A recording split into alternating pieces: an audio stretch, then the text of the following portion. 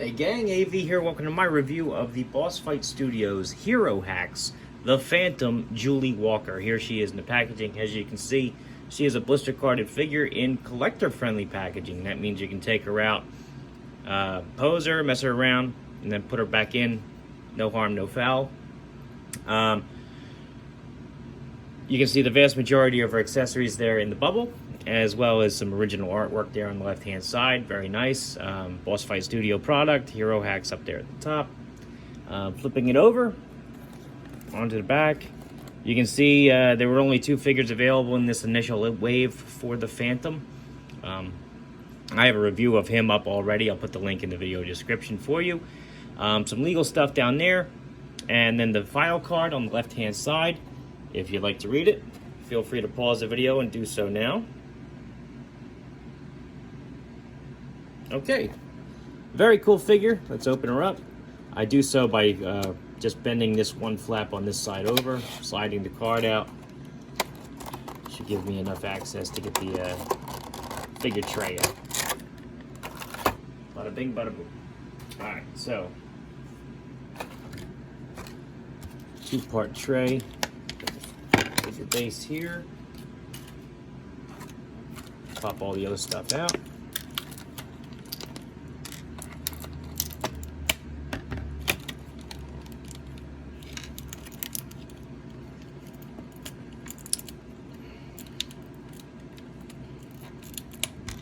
There we go.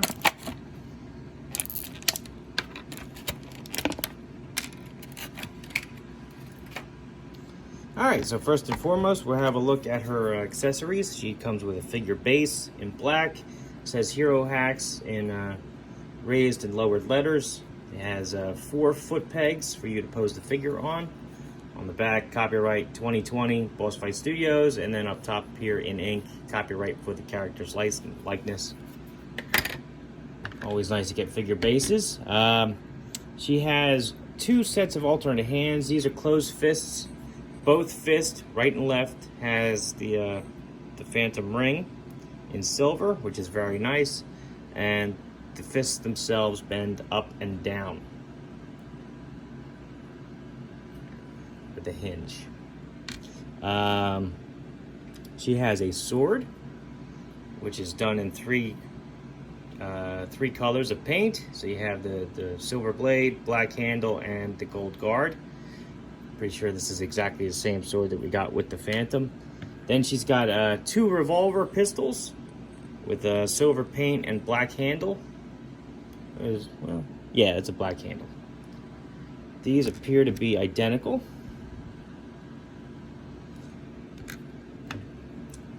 The pistols should fit nicely in her hand. I haven't tried it yet, but they should. Yep, there we go. Kind of stretch your hands out a little bit to hold these, frankly. Put the thumb up, around. Yeah, they fit a little awkwardly in her hands, but they do fit. As far as the trigger finger goes, it was a lot easier on the other Phantom figure to get it up and over the trigger.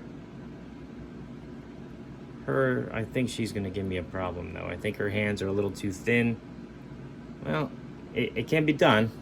Can be done. Okay. They do fit in her holster, I assume. Very snug in there. Let's get this one in here.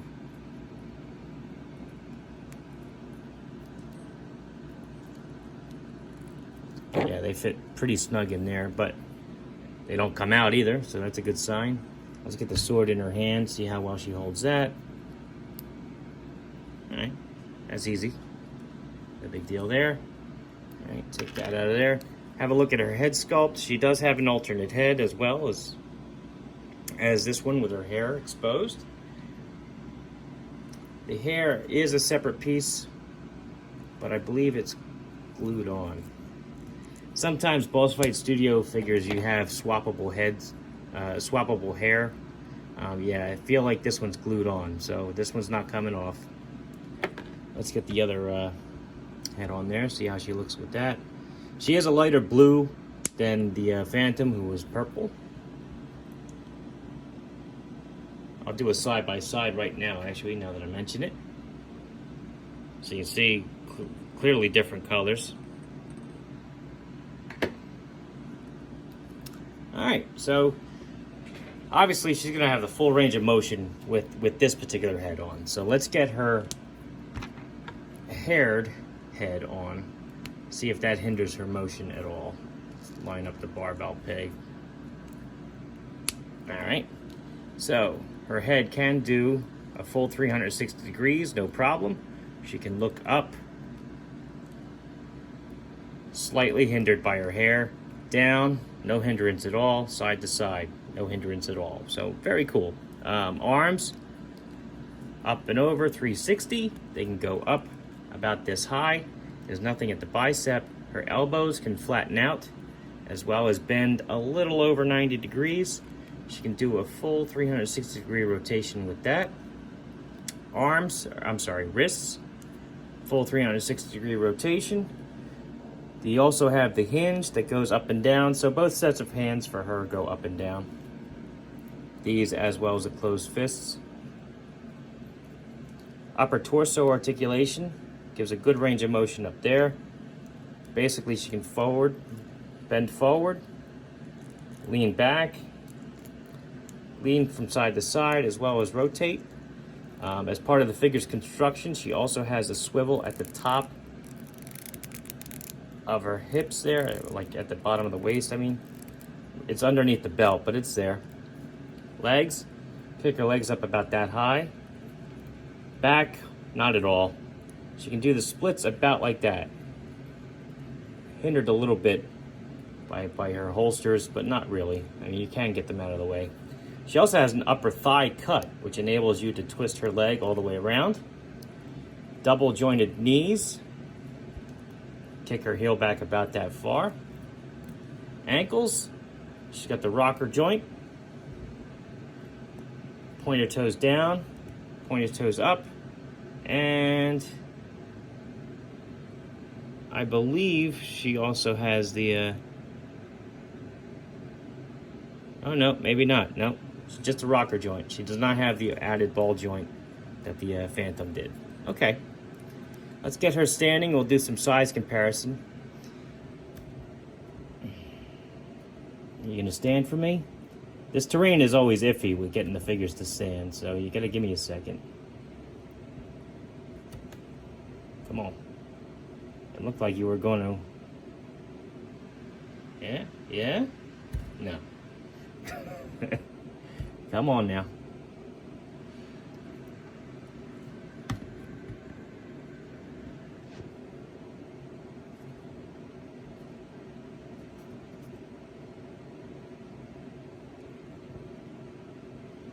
Alright. Here she is next to a classic G.I. Joe figure from 1982, Snake Eyes. He stands at 3 3/4 inches tall. As you can see, she is taller than him, but a little shorter than the 4-inch mark. Here she is next to a vintage collection Luke Skywalker figure, also at 3 3/4 inches tall. A more modern G.I. Joe figure, Dollar General Cobra Trooper. Here she is next to a male Boss Fight Studio figure, the Phantom, again. So you can see the size difference, if any. I guess she is right at 4 inches then. Alright, so Marvel Universe Captain America figure. And last but not least, a Master Chief from the Halo line. Oh no, very cool figure. I like the head sculpt. I like the I like everything, except for the fact that her hands got a little out of whack just holding her pistols. That's a little unfortunate. But you know, I think you'd have that with most of the female figures in this line, that they have very small hands, and that's a thick handle on that gun. So, but anyway, I do like the fact that they picked out all the rings in paint on both hands, for both sets of hands actually. I like the added articulation in the legs. I like the design of the figure overall. Very cool. Worth a pickup at bossfightstudio.com. They have their own store online. That's where I get my Boss Fight Studio figures. I wouldn't pay aftermarket prices for them. They get a little too expensive that way. But, you know, right from the manufacturer, it's a decent price, especially for what you get. So anyway, this has been AV. If you like this video, check out my channel where you'll see a whole bunch of other 1/18 scale reviews for figures, vehicles, accessories, you name it. All different types of toy lines and manufacturers. If you like what you see there, then by all means, please subscribe and share my videos. I would greatly appreciate it. As always, take care.